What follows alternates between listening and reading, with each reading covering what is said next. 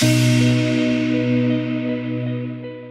researchers are doing 3D mapping of agriculture fields, but there are problems with it, especially for dynamic surfaces like crops.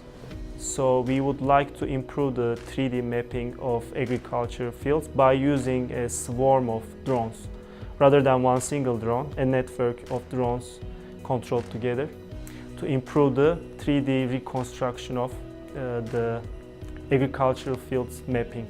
There are applications of that. For example, the farmers can see if any diseases are affecting their crops. Is the irrigation level okay for the whole field? Are there any irrigation problems? And they can decide where to pesticide, stuff like that easily.